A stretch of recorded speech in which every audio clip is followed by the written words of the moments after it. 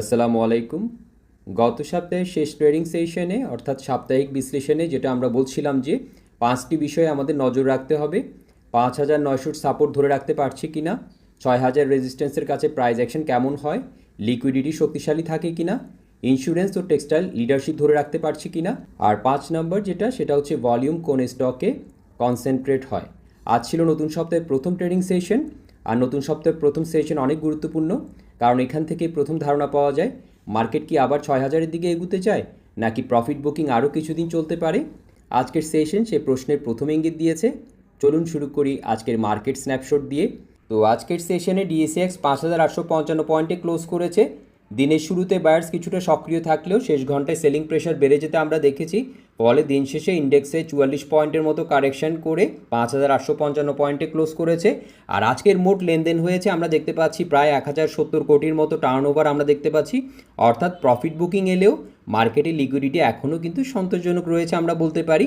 তবে শুধু ইন্ডেক্স দেখলে কিন্তু আজকের মার্কেটের পুরো গল্প আমরা বুঝতে পারবো না। চলুন এবার আমরা ডেইলি চার্ট অ্যানালাইসিসটা একটু দেখে নেই। ডেইলি চার্ট আমাদেরকে কি বলছে। তো আজকের সেশনে সেলিং প্রেশার কিছুটা বেড়েছে যেটা আমরা বলছিলাম, তবে এখন পর্যন্ত আমি এটাকে ট্রেন্ড চেঞ্জ বলছি না। আমার কাছে এটা এখনও একটা হেলদি পুলব্যাক, কারণ ইন্ডেক্স এখনও ইএমএ 20-র উপরে কিন্তু রয়েছে। আমরা দেখতে পাচ্ছি ইএমএ 20 5,770 কাছাকাছি অবস্থান করছে। মিডিয়াম টার্ম আপ ট্রেন্ড এখনও কিন্তু অক্ষুণ্ণ রয়েছে। তবে গত সপ্তাহে আমরা যে 5,900 লেভেলের কথা বলছিলাম, আজ সেই লেভেলের কাছে রেজিস্ট্যান্স আমরা দেখতে পেয়েছি। বায়ার্স আপাতত সেই লেভেল ধরে রাখতে পারেনি। এখন আমার সবচেয়ে বেশি নজরে থাকবে যেটা বলছিলাম 5,630 থেকে 5,685 যে সাপোর্ট জোনের কথা আমরা বলছিলাম সেটার দিকে। যদি বায়ার্স এই জোন সফলভাবে প্রোটেক্ট করতে পারে তাহলে আবার নতুন মোমেন্টাম দেখা যেতে পারে। আর অন্যদিকে 6,000-এর উপরে শক্তিশালী অ্যাকসেপ্টেন্স এখনও কিন্তু মার্কেটের সবচেয়ে গুরুত্বপূর্ণ বুলিশ সিগন্যাল। তো চার্ট আমাদের ইন্ডেক্সের গল্প বলল। এবার দেখি আজকের ডাটা মার্কেট সম্পর্কে আমাদের কি বলছে। তো চলুন আমরা মার্কেট ব্রেথের দিকে চলে যাই। আজকের মার্কেট ব্রেথের দিকে তাকালে আমরা দেখতে পাচ্ছি অ্যাডভান্সার্সে 97, ডিক্লাইনার্সে 242 এবং 48 কিন্তু আনচেঞ্জড অবস্থায় ছিল। আজকে কিন্তু সেলার্সের উপস্থিতি বায়ার্সের তুলনায় স্পষ্টভাবেই বেশি দেখতে পাচ্ছি। তবে আমি এখনই এটাকে প্যানিক সেলিং বলবো না, কারণ গত কয়েক সপ্তাহের শক্তিশালী র্যালির পরে এই ধরনের প্রফিট বুকিং কিন্তু খুবই স্বাভাবিক। এখন দেখার বিষয় আগামী কয়েকটি ট্রেডিং সেশনে বায়ার্স কত দ্রুত মার্কেটে ফিরে আসে। কিন্তু আজকের মানি কোথায় গেল, চলুন আমরা একটু হিট ম্যাপ দেখে সেটা বোঝার চেষ্টা করি। তো এখানে একটা বিষয় যেটা আমরা বলছিলাম যে আজকে কিন্তু ইন্ডেক্স নেগেটিভে ক্লোজ করেছে। প্রথম দেখায় আজকে মনে হতে পারে যে আজকে পুরো মার্কেটই কিন্তু দুর্বল ছিল, কিন্তু হিট ম্যাপ যদি আমরা একটু মনোযোগ দিয়ে দেখি আমরা কিন্তু দেখতে পাচ্ছি ছবিটা কিন্তু পরিষ্কার হয়ে যাচ্ছে আমাদের কাছে। সব সেক্টরে একসঙ্গে কিন্তু সেলিং আসেনি। আজও কিন্তু টেক্সটাইল সেক্টরে গ্রিন ডোমিনেন্স বেশি দেখতে পাচ্ছি আমরা। আর ফিনান্সিয়াল ইনস্টিটিউশনসের মধ্যে লঙ্কা বাংলা ফিনান্স, আইপিডিসি এবং ন্যাশনাল হাউজিংয়ের মতো স্টকে কিন্তু বাইং ইন্টারেস্ট আমরা দেখতে পেয়েছি। আর ফার্মাসিউটিক্যাল সেক্টরেও আমরা দেখেছি টেকনোড্রাগ, এসিআই ফর্মুলেশন, সিল্কো ফার্মা, ফার কেমিক্যালের মতো স্টকগুলো কিন্তু ভালো স্ট্রেংথ দেখিয়েছে। অন্যদিকে ইন্স্যুরেন্স এবং ব্যাংকিং সেক্টরে প্রফিট বুকিংয়ের চাপ কিন্তু আমরা লক্ষ্য করেছি। অর্থাৎ আজকের মার্কেট কিন্তু ব্রড বেসড সেলিংয়ের মার্কেট কিন্তু ছিল না, বরং মানি এখনও কিন্তু নির্বাচিত সেক্টর এবং সিলেক্টেড স্টকে কিন্তু কনসেন্ট্রেট ছিল আমরা দেখতে পাচ্ছি। তো হিটম্যাপ আজকে ছবিটা আমাদেরকে দেখালো। এবার আমরা দেখি যে রিলেটিভ পারফরমেন্স আমাদেরকে কি বলছে। তো সেক্টর পারফরমেন্সের দিকে তাকালে আমরা যদি রিলেটিভ স্ট্রেংথ দেখার চেষ্টা করি আমরা দেখতে পাচ্ছি ইন্স্যুরেন্স কিন্তু এখনও শক্তিশালী অবস্থানে রয়েছে। এরপরে টেক্সটাইল, দেন হচ্ছে ইঞ্জিনিয়ারিং, এটাও কিন্তু ধীরে ধীরে ইমপ্রুভ করছে আমরা দেখতে পাচ্ছি। তবে আজকের সেশনে একটা বিষয় কিন্তু আমার বিশেষভাবে নজর কেড়েছে, সেটা হচ্ছে ইন্স্যুরেন্স সেক্টরে কিন্তু প্রফিট বুকিং আমরা দেখতে পেয়েছি আজকে লক্ষ্য করা গেছে।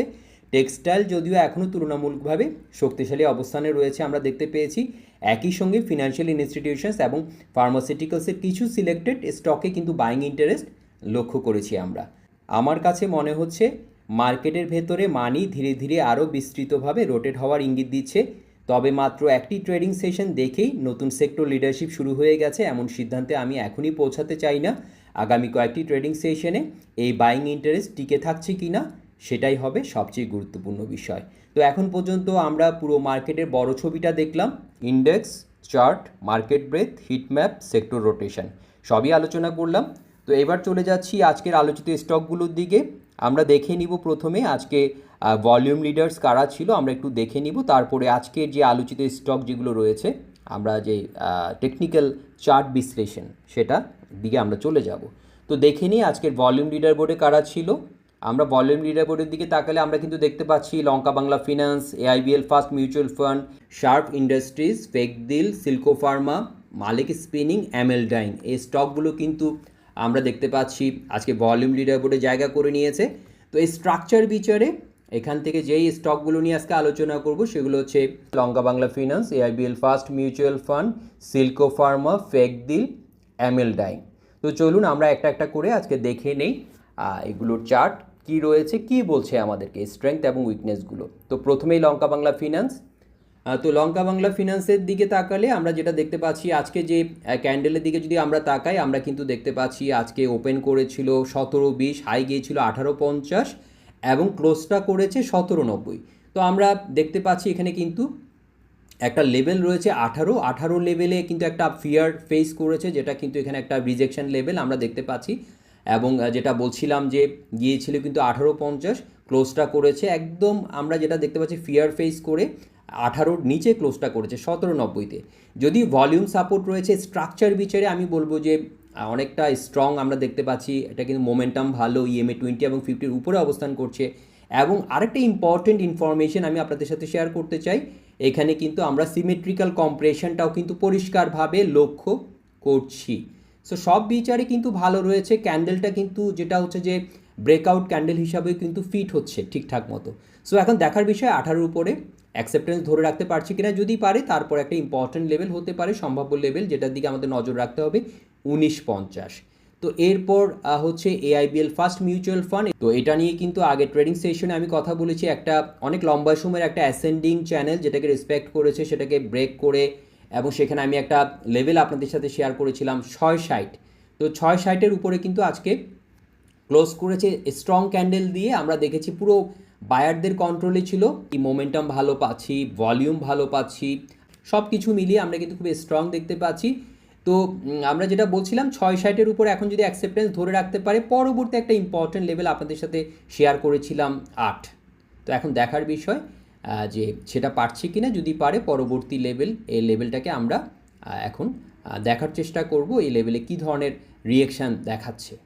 আর আমরা যদি এক্সটেনশন লেভেল ধরেও যদি আমরা দেখার চেষ্টা করি আমরা কিন্তু দেখতে পাচ্ছি যে এটা একটা ইম্পর্টেন্ট লেভেল হিসেবে আমরা 8কে এখানে পাচ্ছি।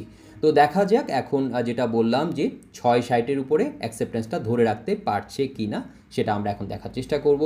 এরপরে স্টকে চলে যাচ্ছি। এরপরে যে স্টক সেটা হচ্ছে সিল্কো ফার্মা। তো সিল্কো ফার্মাতে আমরা দেখতে পাচ্ছি একটা সিমেট্রিক্যাল কম্প্রেশনের পর যদিও আমরা এখানে যে ব্রেকআউট ক্যান্ডেলটা কিন্তু ভালো ছিল, আমরা দেখেছি ভলিউম সাপোর্ট ছিল। আজকে আমরা দেখতে পাচ্ছি এখানে একটা ইনডিসিশন ক্যান্ডেল, যদিও আজকে দেখেছি প্রাইসে কিন্তু প্রাইস বেড়েছে। আমরা দেখেছি আজকে কিন্তু ক্লোজটা ছিল 2270, আগের দিনের ক্লোজটা যদি আমরা দেখি 2230, গ্যাপ হয়েছে, গ্যাপ দিয়ে উপরে ক্লোজ করেছে।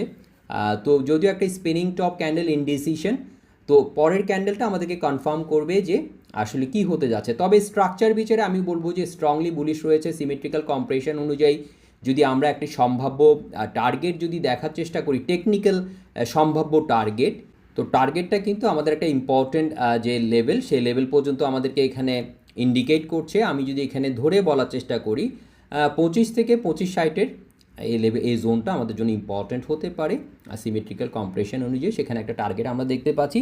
তবে আমি বলে নিচ্ছি এটা কিন্তু টেকনিক্যাল অ্যানালাইসিসের পয়েন্ট অফ ভিউ থেকে আলোচনা হচ্ছে। আর আমরা যদি সাপোর্টটা দেখার চেষ্টা করি কোনটা স্ট্রং সাপোর্ট, এখানে আমরা দেখতে পাচ্ছি 2150 থেকে 2160-এর একটা লেভেল রয়েছে যেটা আমাদের জন্য ইম্পর্টেন্ট হতে পারে, এটাকে আমরা ওয়াচ করতে পারি। সো এখন দেখার বিষয় যে ধরে রাখতে পারছে কিনা। আর ইমিডিয়েট যে একটা আমরা বাধার যদি বলি 2370 থেকে 24 লেভেলটা একটা ইমিডিয়েট রিজেকশন হিসেবে আমরা এখানে দেখতে পাচ্ছি। তো এরপরে যে স্টক সেটা হচ্ছে far east knitting and dyeing industries. অনেকেই রিকোয়েস্ট করছেন, আজকে ভলিউম লিডার বোর্ডে থাকার সুবাদে আলোচনায় চলে এসেছে। আমরা দেখতে পাচ্ছি এটার ইমিডিয়েট যদি সাপোর্ট বলি 24 থেকে 2430 লেভেলটা ইম্পর্টেন্ট, এখন রয়েছে 2550-এ ক্লোজ করেছে আজকে। আর ইমিডিয়েট রিজেকশন যেটা রেজিস্ট্যান্স সেটা হচ্ছে 2640 থেকে 2660 লেভেলটা ইম্পর্টেন্ট। যদি এটার উপর অ্যাকসেপ্টেন্স ধরে রাখতে পারে সেক্ষেত্রে 2860টা ইম্পর্টেন্ট হতে পারে।